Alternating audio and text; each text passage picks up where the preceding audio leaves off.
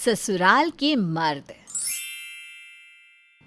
समय के साथ दुनिया आगे बढ़ चुकी है, लोगों की सोच बदल रही है, पर शायद अब तक शांति के घर के मर्दों की सोच नहीं बदली।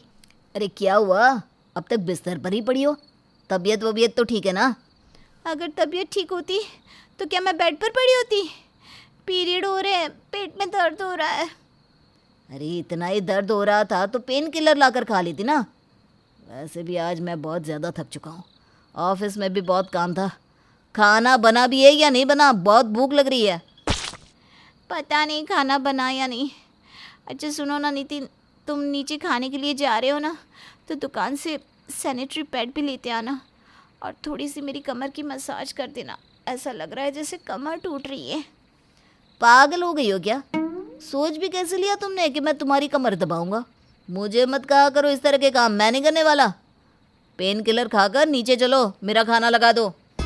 बेचारी नेहा दर्द से तड़प रही थी, पर नितिन था जो अपनी बीवी की मदद नहीं करना चाहता था। अगर वो अपनी बीवी की मदद करता तो शायद उसकी मर्दानगी कम न हो जाती। नेहा के पेट में दर्द था, इसलिए नेहा नीचे नहीं जाती। पर जब नितिन नीचे जाता है तो वो देखता है कि नितिन का बड़ा भाई अकेले ही खाना खा रहा है। उसे अकेला खाना खाता देख नितिन अपने बड़े भाई से पूछता है, अरे भैया, आप भाभी के जाने के गम में सुधर गए हो या भाभी आपको सुधार कर गई है? क्या बात है, औरतों वाले काम कर रहे हो? आज अपना खाना खुद कैसे निकाल लिया? अरे नितिन, तेरा दिमाग तो ठीक है? अरे भला मैं क्यों तेरी भाभी से डरूंगा? खाना तो मुझे माँ निकाल कर दे गई है। तूने सोच भी कैसे लिया कि मैं औरतों वाले काम करूंगा? वही मैं सोचूं, पर जो भी हो, माँ आपसे ज़्यादा प्यार करती है। आपको खाना देकर चली गई और मुझे बुलाया तक नहीं। अगर नेहा की तबीयत ठीक होती तो वही खाना दे देती। खैर, मैं माँ को अभी आवाज़ लगाता हूँ। नितिन और उसका भाई अपना खाना भी खुद से निकाल कर नहीं खाते। ये भी उन दोनों की शान के खिलाफ था। अब नितिन अपनी माँ को आवाज़ लगाता है। बेचारी शांति अपने बेटे की आवाज़ सुनकर दौड़ती हुई आती है और नितिन को खाने के साथ साथ ताने भी देती है। मेरी ही गलती है, कभी मैंने तुमसे घर के काम नहीं करवाए, इसलिए अब औरतों का काम करने से और घर के काम को हाथ लगाने से तुम्हारी मर्दानगी पर सवाल उठने लगा है। अगर मैं ना होती तो लग रहा है कि तुम दोनों भाई अपना खाना भी निकाल कर नहीं खा पाते। भूखे मरना पसंद है, पर घर में रहकर घर की औरतों की मदद नहीं करवा सकते। माँ, आप दो दो बहू लेकर क्यों आई हो? बेटों से काम करवाने के लिए? और वैसे भी ये काम हमारा नहीं है, इस घर की औरतों का है। और किसने कहा था आपको अपनी बड़ी बहू को मायके भेजने के लिए? मना कर देती। मना कर देती? ऐसा कैसे मना कर देती? अरे बहू पूरे 2 साल बाद अपने मायके गई है, क्या उसे अपने माँ बाप की याद नहीं आती होगी? और छोटी बहू की तबीयत ठीक नहीं है। अगर छोटी बहू ठीक होती तो मुझे कुछ करना ही नहीं पड़ता। शांति अपना दुख अपने बेटों को बताती है, पर उसके बेटे उसके दुख को नहीं समझते। खाना खाकर आराम से अपने कमरे में चले जाते हैं। कुछ देर बाद नेहा नितिन से कहती है, नितिन, रात काफ़ी हो गई है और सैनिटरी पैड भी ख़त्म हो गया है।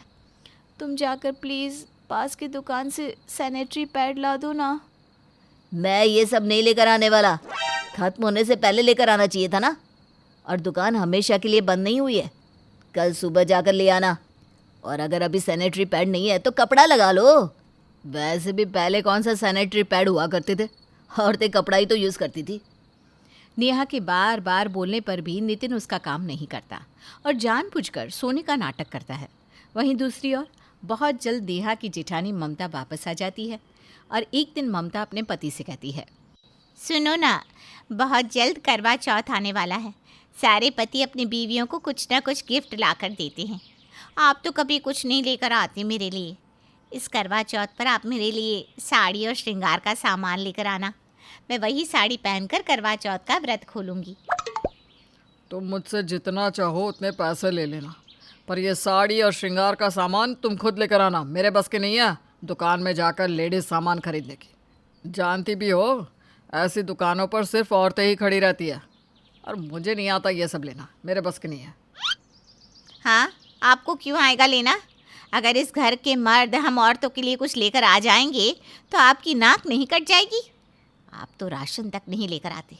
राशन तो दूर की बात है, गली में सब्जी बेचने वाला आता है ना, उनसे एक टमाटर भी नहीं खरीदते, क्योंकि सारा काम तो हम औरतों का है ना। और अगर आप हम औरतों के काम में हाथ बटाएंगे तो आपकी और इस घर के मर्दों की इज्जत जो कम हो जाएगी। देखो ममता, सुबह सुबह इस तरह की बातें करके मेरा मूड खराब मत करो। मुझे ऑफिस जाना है। वैसे भी ऑफिस में बॉस सर पर खड़ा रहता है और घर में इस घर की औरतें, पता नहीं तुम औरतों ने क्या समझ रखा है। एक काम करो ना, हमें साड़ी पहनाकर घर में ही बिठा लो और बाहर का काम तुम खुद कर लो। ममता का पति उल्टा ममता से ही नाराज़ होकर वहाँ से चला जाता है। अपने पति की ऐसी बातें सुनकर ममता को बहुत बुरा लगता है, वो उदास हो जाती है। वहीं दूसरी ओर नेहा का भी कुछ ऐसा ही हाल था। अब घर की औरतें आपस में बैठकर बातें करती हैं। मेरी तो किस्मत खराब हो गई ऐसे आदमी से शादी करके।